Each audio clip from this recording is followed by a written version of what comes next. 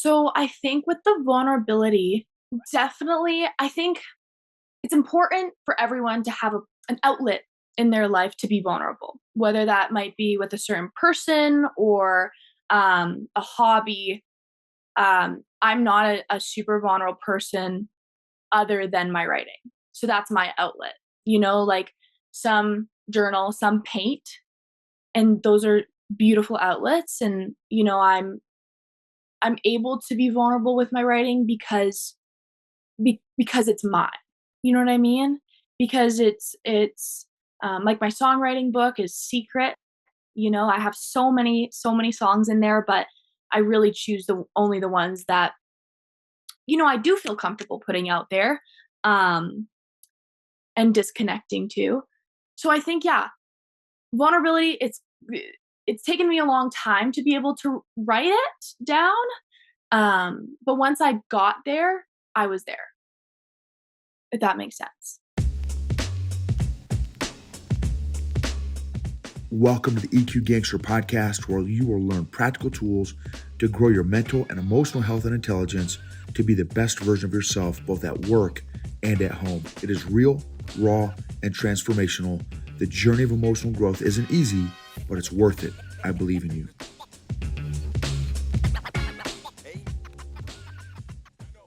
How are you? Amazing. I'm doing great. Let's hear it. I'm so stoked to finally interview you. Me too. I feel like it was so long ago that we talked and now it's finally here. It's great. Yes, that's right. Okay, so how did you get into music? Um, that is a great question. It has to do a lot with my family. They've always been so supportive and you hear it from a lot of singers, but ever since I could pretty much speak, I was starting to sing. And then it was for Christmas, I got my first guitar. It was a little, Simon's guitar. It's a super, small, just fit me perfectly, and I started playing that, and I think I was about 13 years old when I got that one. Okay. Yeah, and then started playing that, and then I decided that I was gonna write some songs, and that's how that journey started. Okay. Okay. Okay, so did you like and I don't know how you're my first, like, I've done a truckload of interviews, like Yeah, a zillion, but I've never interviewed a singer before. that's okay. So All the questions. I'm stoked. So if I ask you dumb singer questions, just No just question is dumb. okay. So, did you know, like, when you opened your mouth at when you first started singing as a kid, like, "Oh, crap, I got a gift here." Like, this is like or, like, did your parents or, like is it like, "Oh, snap. Hey, man, this kid can bust the you know what I'm saying, the vocals out." Like, when did you know, like, "Man, I've got something here?" Yeah, so I definitely wouldn't say it happened when I was a kid. As a kid, I think I just loved listening to music and singing the lyrics. I wasn't good, and it's definitely been a process and a journey. I'd say it wasn't until, I kept singing, kept pushing for it all all through the years. And it wasn't till before COVID where I really found my voice that clicked. So that was 5 years ago. And from that moment, that's when people in my life were like, "Wow, you're really good. You should, keep this up, keep moving." You know what I mean? Okay, So, okay, okay. Oh, I got so many questions. So, okay, okay, but, like oh, man, this is the problem with my brain with a hardcore curious guy. mhm. Like, I get it gets to be a traffic jam in my brain with, like, 27 questions that all hit at the same time. That's So, what okay, you said okay, you said you didn't find your voice until 5 years ago, but that was that your writing voice or, like, your actual singing voice? my actual singing voice. Oh, Yeah. really? So, I was a part of a group of singers, from the age of, oh my gosh, I was pretty young when I first met them. Um, but it was after I got my guitar. Maybe I got my guitar younger than that. Maybe I was 10 when I got my guitar and 13 when I became a part of this group of singers. I think that's what it was. And the man who took care of us, who recorded with us, he's amazing. He was our music dad, you know, we called him. And he always said, you know, you're gonna find your voice, something that just clicks. You know, as a young impressionable girl, I was hearing different voices, you know, trying to figure out if I had a country twang or more pop or rasp or just different things like that. And so I was really playing around with every type of voice. And so what I mean by I found my voice, I found that rhythm, the smoothness, the tone, all of that, the thing that made me different from all the other singers. When growing up, you know, I was listening to other singers and trying to be like them versus now I have my own voice. Ah, okay. Oh, see, now we're okay. Now you're stepping into my world, girlfriend. This is bad to the bone. Okay. So check this out. So okay, this is fire. Okay. So how much does self-awareness play into finding your voice? Huge, huge. Um, the thing that I am still super aware of is, I mean, with being a singer, you can't be tone deaf. You know, you have to be very on the dot, on the note at all times. And if you fall short of that, a lot of people can hear it. And so family's so supportive and friends are so supportive and they always they encourage, you know, they say, "Oh my gosh, you're so amazing and this is great." But I think I can always be better, you know? And being aware of that, you know, is my family saying this because they love me and they want to support me, or do they truly, truly, truly mean it, you know? And I don't want to be like blind to that. I always think I can be better. I can write better. I can play guitar better. So you have to be pretty there's so much self-awareness to it. Knowing when, you know, something didn't go as planned, you didn't hit the note correctly, and trying to overcome that too, you know? It's being Yeah. able to listen to yourself and listen to your guitar at the same time kind of thing, or listening to your instrument at the same time. Yeah, yeah. Mhm. Okay, that's okay. So and just hearing you talk, right, is super fascinating. So there's got to be like so there's different how to say level may not be the right way to say this. Different types of self-awareness because the now I want to jump into so right now you've been kind of addressing the self-awareness of like your physical voice, right? The raspiness or the pop or the country or the twang or that, right? You know what I'm saying? Your Sure. kind of genre and your like physical the sound of your physical voice of your vocal instrument, right? What Mhm. about there's gotta be another component also. I would imagine I'm making a monster assumption here being a non-singer, but I can play a serious, iTunes playlist though, right? Spotify playlist, I can rock that. So how did you in order to be a I would imagine in order to be a good writer and like legit musician/singer slash singer and stuff, the music that resonates the most has to have monster connection and relatability to the audience, right? So, which requires a level of depth and awareness of like yourself. Again, not just so now I'm not talking about your physical voice, but now Yeah. I'm talking like your insides, your guts, right? The emotions, the you know what I'm saying? How have you developed that side of you? It's taken a lot of time for sure. So I have discovered with me personally, this is the best way that I can um, write is being so vulnerable, you know? Yeah. So I like to sit in my room, no distractions, or I often find the best times that I write is when I'm alone in the house or just alone. Just I have to be alone. Um, and being vulnerable. Like my songwriting book is my journal. I say everything that I need to, the deepest, darkest things that sometimes I won't put out there because it is so personal. But what I've done with my writing is I'll write something really personal and then it's mine until I put it out there. So the minute I post it or share it, I disconnect with it because I want whoever is listening to my music, I want it to become theirs. I want them to be able to listen to it and be like, wow, I can relate to this. So it's really about being vulnerable and then being able to disconnect with it once it's out there. Okay, 2 monster emotional points and tools, vulnerability and disconnection. Mhm.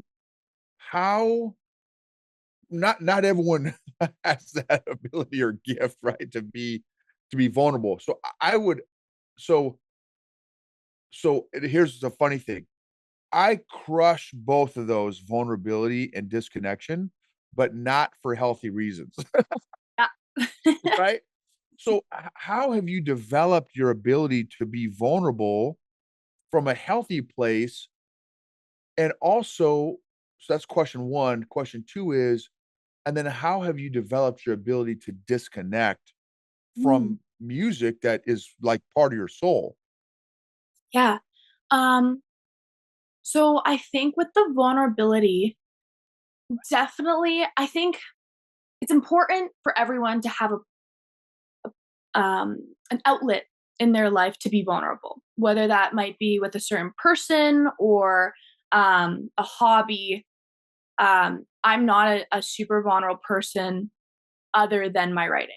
So that's my outlet.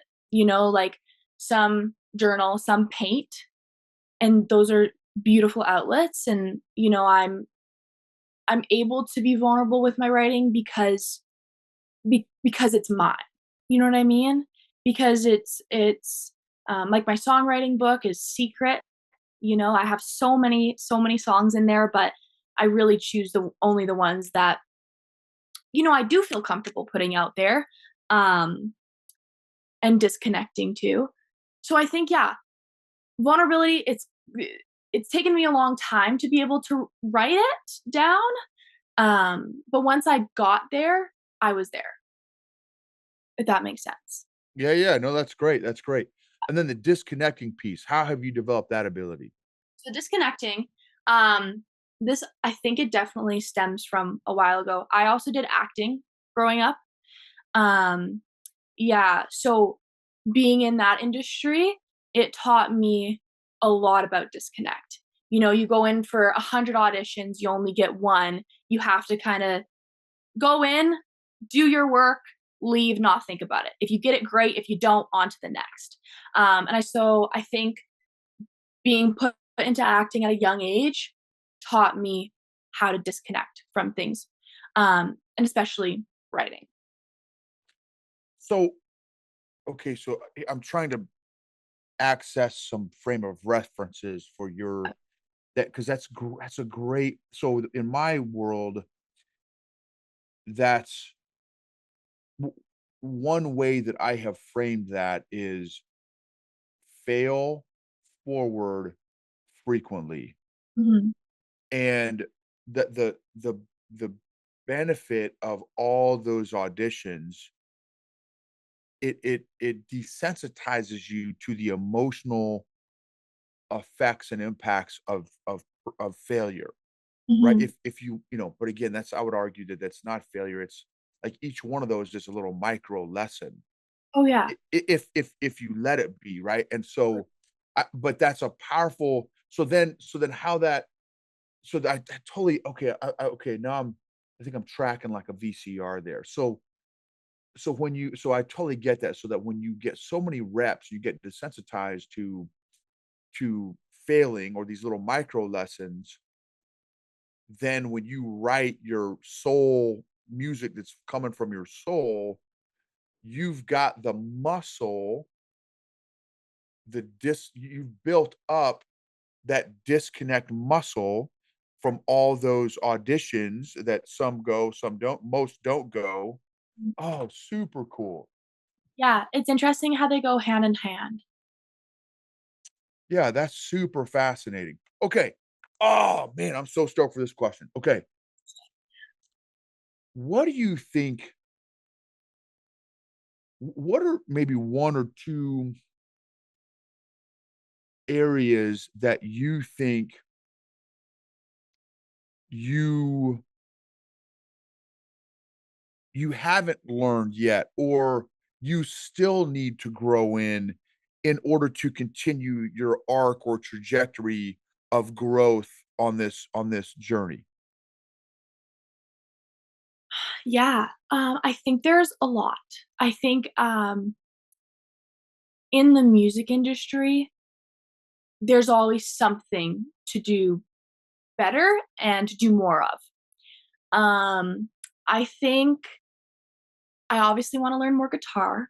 I think that's somewhere that I would love to start because right now, I can write songs with my guitar, but, I know, like, the bass line of guitar, and I'd love to learn more.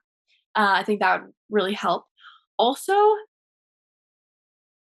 putting myself out there more, I think is another thing too. I post on social media, um, but going to more open mic nights and just testing the waters. I think the more you do things, the better you get at it. Especially with writing, I try to write a song a day, which is crazy. Yeah. Um, but I think everything is a muscle, right? Like you go to the gym, you train that muscle, it gets easier and easier. So with writing, with guitar playing, with just putting yourself out there, it'll over time become like muscle memory and just easier and easier and easier. So I think that's the direction that I'm going on right now for this path. Yeah, Yeah, yeah, that's great. That's great. So ultimately it's reps, yeah, is getting the reps. Yeah, I love it. That's great. Uh, how do you think you're gonna still need to grow as a person inside? yeah. That's a great question. I think, well, being a 21-year-old girl, you and I'm not in school. So I tend to compare myself to my friends that are in school, going to be a doctor or a lawyer, and then I'm, working two jobs and doing music. And I think for myself personally, I need to get better at, you know, everybody has a journey.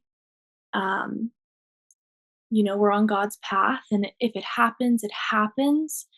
You can work so hard towards it, but I can't compare where I am in my life to anybody else's life because they're on different paths. And I think that's something that I'm still, grasping and I'm still trying to um, understand, especially when, I do have so many friends who are singers and on different journeys and different paths too. You can't help but compare yourself a little bit.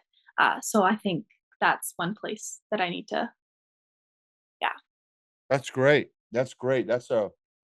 Yeah, as a coach, right, as a guy who coaches a lot of people, that's a very real that's a great one. That's a very real thing to work on yeah, because what is it? Comparison is the thief of joy. mhm, So so yeah, excellent point. I think that's a great one. That's a great one to work on. mhm, And have you thought of any ideas of how like that briefs well, right, on a podcast? How do you actually do that? How do you actually work on not comparing yourself to your peer group? yeah. I think a little bit every day. If you're doing what you love and working hard for it a little every day, then it makes you focus and it makes you stay in your lane. So if I'm writing a song every day and I'm doing that for myself and I'm posting, then I'm focused, head down, and I'm putting more energy into things that I love rather than more energy into my friends and what they're doing, you know? Yeah, yeah, yeah, See, love it, love it. yeah. What makes you unique? What makes me unique? Um, geez, this is a great question. In terms of music or life or Yes. yes. Okay. Um, I think the thing that makes me unique within music is definitely my songwriting.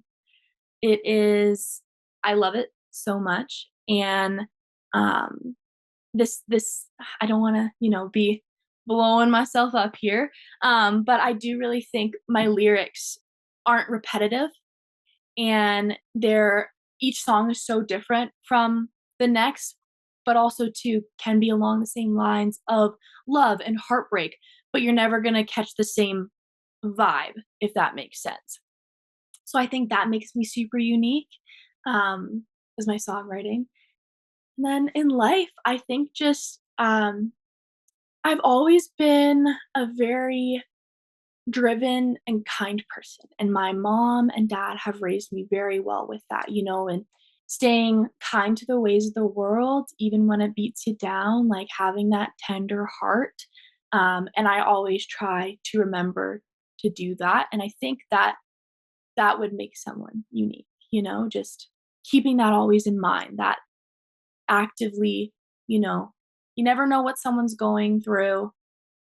If you spread kindness, kindness is spread, you know? So yeah. That's great. So kindness Mhm. and your drive. Yeah. Yeah, that's great. That's great. And then musically, it's your songwriting. Oh yeah, for sure. How could you become world class in your songwriting? Sharing it more, I think. Obviously from day to day, if I am writing a song a day, one day the song's not gonna be as good as the next. But I think it's important to post that even, and just share it, sing more. Um, you know, you'll never become known or world class if you aren't sharing and advocating for yourself. So, yeah, just posting more. And that's something that I have fallen short of, and I need to get back on the horse a little bit more for that, and posting a lot more of my words and not somebody else's. If that makes sense. Well, what do you think is the most emotionally challenging aspect of being a singer, songwriter, performer? There is no set path, So take going to university to be a doctor, for example. You go, you study, and you work so hard. And by the end of that, it's very easy to go into a job. The path is lined out for you, right? But as a singer, the path isn't lined up for you. So many people take so many different directions to where they want to be. And I think that's the most challenging part is doing something, seeing yourself in a career because you love it so much, but not having a specific way to get there. Trying to have to figure it out yourself and go through all these obstacles and going one way and realizing, oh, I can't actually go that way, then rerouting yourself, and yeah, that's definitely the most difficult part to Yeah, that. that's good. What are some of the themes of your songwriting? um, I a lot of them have to do with heartbreak, maybe in relationships within myself. Um, a lot to do with that. I find when I write down, so I go day to day being really happy and, like there's nothing wrong ever. And a lot of even my friends and family don't know if I'm struggling with something, but my music always does. Um, so with that, I think the theme is, yeah, just heartbreak a lot of the time. I'm trying to get away from that because, it is like, it's easy to be vulnerable with that on paper. And it's so hard to write happy on paper because it's the one time a day where I can just like let it all out. So yeah. And I think that is I mean, not I think, that is a theme that resonates with every human being on the planet, Yeah. regardless of, I'm a super positive dude. There's a quote I always use sometimes on my podcast and sometimes I'm speaking to folks is, "You can impress people with your mountaintops, or you can impact people with your valleys." Mm. Wow. Beautiful. Because I've never sang in front of thousands of people like you probably have, but I Mhm. guarantee I can relate with some of the heartbreak that you've been through, and vice versa. Even Yeah. though I'm a zillion years older than you, there's some emotional themes that we probably have in common, but there's some experience. I've jumped out of airplanes. You probably have not jumped out of airplanes, right? You know what I mean? So there's some things that some mountaintops that you've had and that I've had that we can't relate with each other on, but pain, there's probably pain that we can connect with each other on. Does that make sense? So that's what makes, I think, that's why there's millions and millions of songs out there that are all heartbreaking and they never get old, right? Because that's something that folks experience on a fairly, I don't know, regular is the right way to say it, but we will always, heartbreak is a part of the human experience, I guess is what I'm saying, Absolutely. It's right? inevitable. Yeah. Right, right, right, right. Okay, what are some who do you think are some of the best songwriters out there? Oh, okay. So recently, I love Gracie Abrams. She's an up and have you heard of her? I think I've heard of the name. I don't know that I've heard her tunes, but I think I've heard her name. Beautiful songs, beautiful lyrics. Um, so so different. A lot of songs I find nowadays are super repetitive. One artist sings it and then another artist along the lines of that. And within country, it's a lot about like, drinking whiskey and doing all that, right? Gracie Abrams is just such an incredible songwriter. So been really loving her lately. And someone who I have loved for years and years and years, Zach Bryan. I think he's also such a talented songwriter.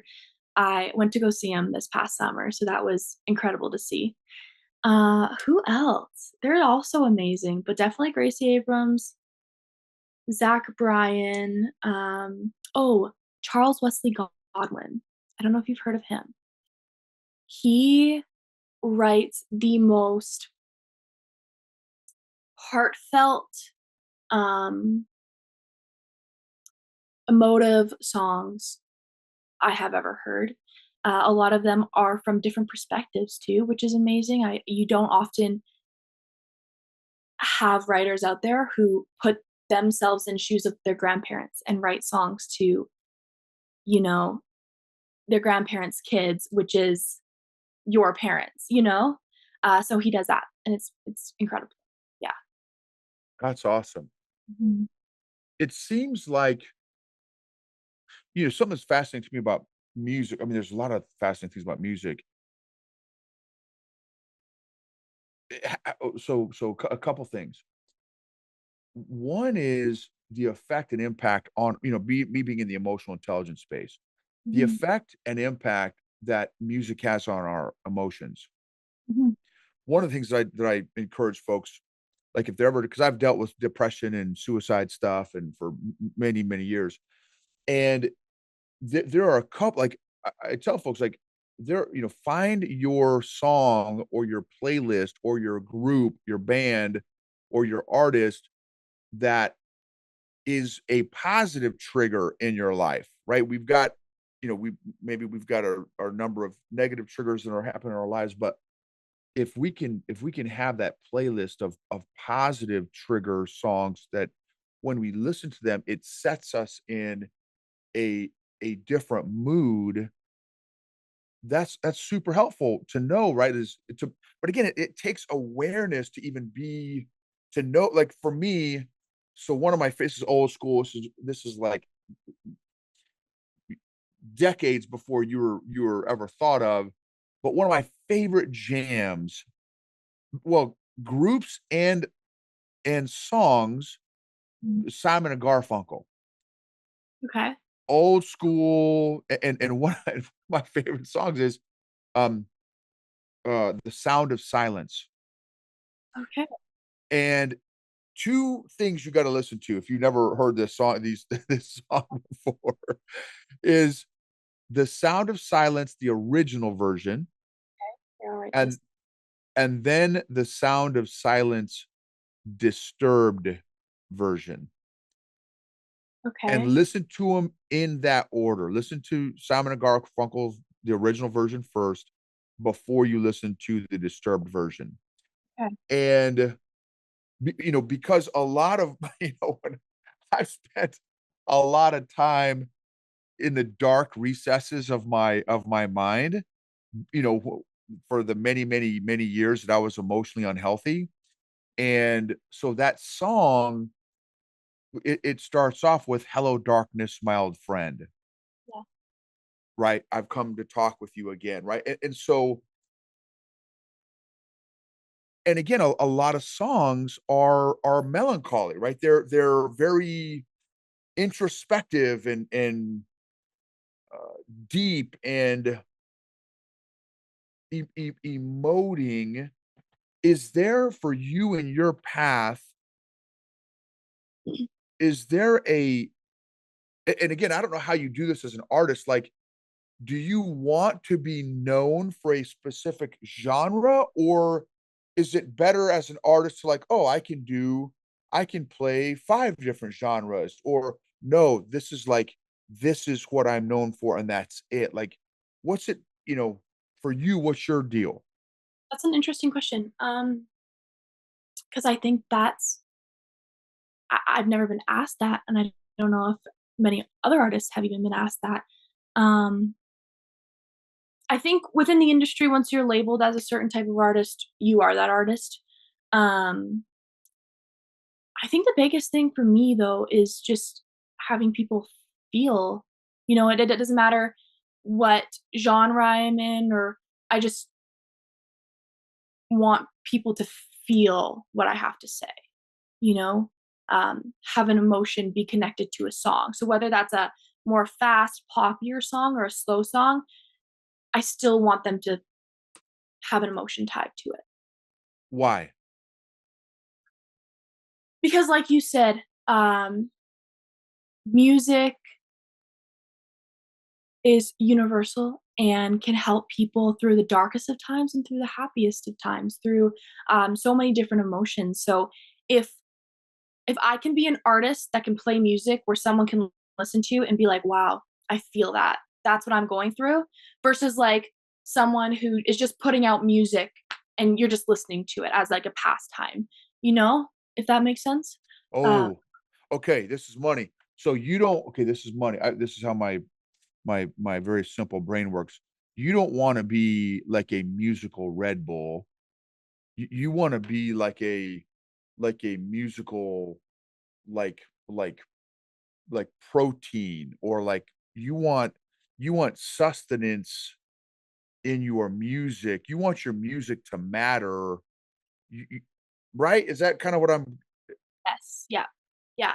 I The thing with me too, I don't of course, I would absolutely love to be the one up on stage and see all these people's faces in the audience singing back my lyrics to me, but I would even write songs for artists to sing, if that means people, connecting with them and feeling things through them, you know? Mm. Um, so yeah, I would definitely say that for sure. I want to be a musical protein and not a musical Red Bull. That's terrible. It's only I don't being know where you're sassy. going with that at first, but then I was like, "No, this is so true." Yeah. Um, because I mean, even as a I mean, it's even as a what's the right word? An audience member of music. Mhm. I'm not a contributor in music, right? I'm a consumer of music. There are some times well, here's a perfect example. When I lift, I have certain tunes that I listen to, and I listen to musical Red Bull. Yeah. It's just like it's for the rhythm and the beat and stuff. But when I'm in a melancholy mode and I'm in my like I'm like doing some deep reflection, then I love meaningful Alexa tunes that I can like really connect with to, and maybe too, man, I never really thought about this. Oh, snap. This is fire. This is going to be a super dumb epiphany, but it's a big one for me because I've never really thought about it in this way before. One thing that I've had a really tough time doing in my life for most of my life until a handful. Well, I mean, even still, I would argue processing my emotions is not easy for me. Yeah, Now, maybe for you, it's like, dude, it's easy peasy lemon squeezy for me. But for me as a dude, being an old guy like I am and stuff, processing emotions is not. I started my emotional growth journey probably 7, 8 years ago, and it even still, it's not easy, and it's frustrating. It's frustrating, and so here's what I'm getting at. And I'm not saying I'm not saying you this would be you, but I think, or maybe it could be, but my point is like I think one of the things that can be powerful and helpful about music is if the artist can help people process their emotions. yeah, Right? Like I know something that's so powerful is like if someone can give me words to what I'm feeling because I can't give myself words to the feelings that I'm feeling, freaking powerful, yeah, for right? sure. Oh, 100%. Yeah, yeah, I completely agree. And that's what I wanna do, you know? I want people to have to listen to my lyrics the first time and be like, "Whoa, I need to listen to that again because she hit the dot on that," you know? And then again, make it their own. It's no longer, I write songs about my partner, I write songs about my family. The minute I put it out there, it's no longer about my partner, it's about your partner. It's about your family, you know? So, yeah. Yeah, that's great. That's great. And to tie it back to for me emotional emotions and emotional intelligence and stuff is like man, you I would think that as an artist you have this is true, maybe this may not be true. I I, can I let you was I was gonna say to be a great artist, I would think you'd have to have high emotional intelligence. But let me take that back because a lot of them don't live that way. Right? Yeah. They don't live like they have a high EQ. So let me say it this way. I think it's a little bit maybe more specific. To be a great artist, I think it really does come down to and I would even argue other folks in the creative space, like again, artists, writers, For sure. my classmate, I have a classmate of mine, a college classmate of mine, who's a Hollywood writer. He's written tons of TV shows and big shows that folks have all watched and seen and stuff. And I'm like, and I've interviewed him a couple times on my podcast.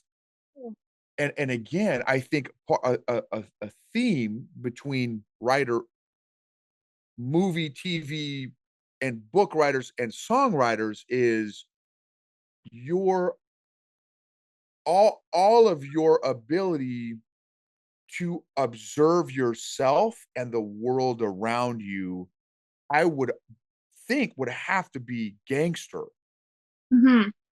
right? Yeah. I am a very aware person, always, um, of my surroundings. I can read a room pretty well. I do think I can read people pretty well.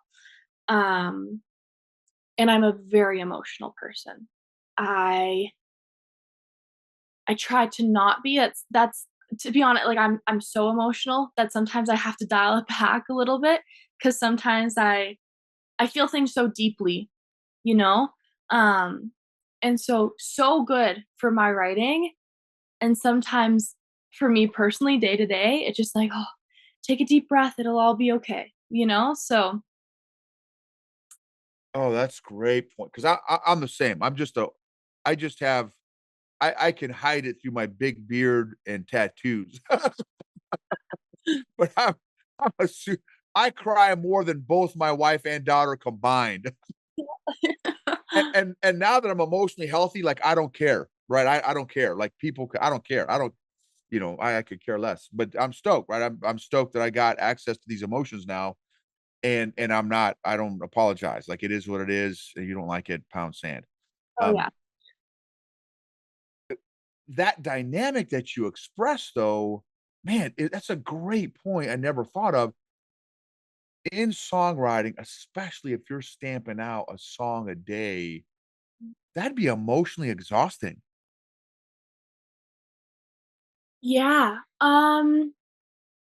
it definitely depends on the song. Sometimes one day I'll be going through a lot and need that.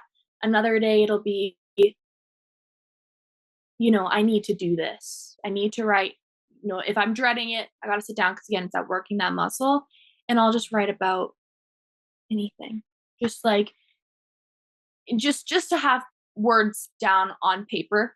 Um, but if anything, it's the opposite of emotionally exhausting because I feel like emotionally exhausting would, if for me personally, it would be keeping it all in, and carrying that weight with me day to day to day to day. But when I'm writing, I'm getting it all out, you know? I always find I approach conversations a lot better too once I've written it. Um, I approach them more clear and almost level headed, you know, when I've gotten everything that I need to say that is extremely emotional because I am an emotional person. When I've gotten all that written down on paper, then I can be like, okay, now I'm going to take that to the person and be more level headed and clear with how I'm explaining this, if that makes sense, you know? That makes sense. That makes sense. I appreciate you kind of explaining that out loud for me because that makes 100 because I was a stuffer and avoider for 4 decades of my life. I stuffed so and I had no and because I was that was my I didn't know any other way. I didn't know how exhausting that was Mhm. until I started to allow myself to emote. But for me as a kind of a newbie in emoting, for me, there is a level of exhaustion also of just when I feel because I feel I have high highs, low lows, and, both of those ends of the spectrum, it's it does take a lot out of me physically, but it is a different kind of exhaustion than, "Wow, I used to stuff and avoid." Yeah. But you're right, I mean, that's an excellent point. When I stuffed and avoided my but I and again, I had no idea but I didn't know the consequences of me stuffing and avoiding. The other thing that was fascinating hearing you explain that is it's how you just described your songwriting is literally the exact reason why there's so much research and science out there on the power of journaling. You are just a you are like a gangster professional journaler, right? Which is super dope that you can that it's like is like you're, from your journal stuff, like you're creating beautiful music from that. Like that is super dope. But like man, that's great. That's great. Man, that's fire, Alexa. That's awesome. That Thank is you. super cool. It is pretty. Okay. Oh, it's I mean, that's a gift, right? I mean, yeah, that's a gift. And then I mean, even how you explained it, like, and then once you do your journal entry slash songwriting, it allows you to be more clear headed and level headed when you're communicating with others, like in life, like 100%. It totally makes sense, right? That's fire. That is fire. That's fire. Okay. What's a question that I haven't asked you that you want to be asked? Something that I'm really excited about.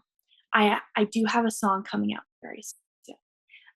Yeah. So I'm really excited about that. It's been in the process for, oh my gosh, I recorded this like 2 years ago and, got it back before summer, and I've just been enjoying it. You know, it's mine right now. And again, once it's out there, it's I have to disconnect to it. So I've just been sitting on it and enjoying it, but it's gonna be out really soon. So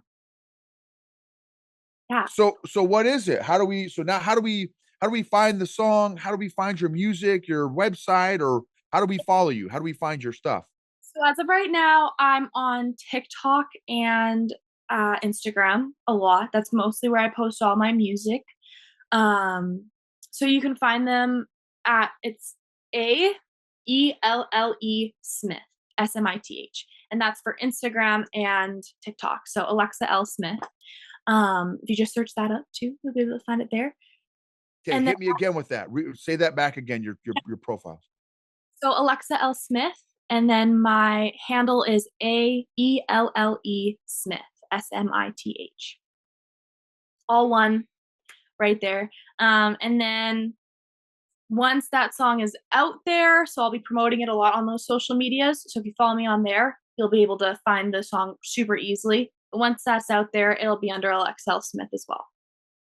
What does launching this new song mean to you? This is so huge and such an accomplishment for me because it is my first song that I have professionally recorded.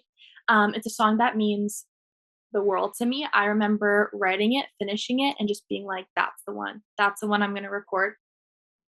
Um, for this first song, I want it to be a longer song, so it's a 4-minute song, and I wanted it to the reason I wanted it to be a 4-minute song was to get all of those emotions down on paper, and just it takes you through a journey. It takes you through a songwriting story, you know, and because it's my first one, that's I had certain standards for it and a certain criteria for it, and so I'm so happy that it matches my standards and it's perfect. So, in my Wow, that's yeah, no, that's great. So Instagram, TikTok, and you said YouTube also? I do have a YouTube account that I haven't been on recently. Okay, So it comes songs from when I was a lot younger are on there. okay, I think I'll have to go back in and revamp that, but you can mostly find me at Alexel Smith. okay. On TikTok and Instagram. Okay. So like this new song that gets released, when is it getting released and where is it getting released? So it'll be on pretty much all streaming platforms, Spotify, iTunes. I'll probably put it on YouTube as well. But the major streaming platforms, SoundCloud, I believe one is too. And then I don't have a release date for it yet. There's still things that I have to do for it, but hopefully it'll be out before the snow hits the ground. That's what I'm hoping for. So in the next month or so. Okay, okay. I will tell you, your answer for Canada is different than it is in Texas. Oh yeah, I guess so. Hey, I'm all the way in Alberta, so that's like if we're getting snow in October. Do you guys get snow in Texas? Every couple years, I think. Okay, so it'll be out in a couple years for you guys Yeah. though. No, it'll Well, be end of October. I'm aiming for.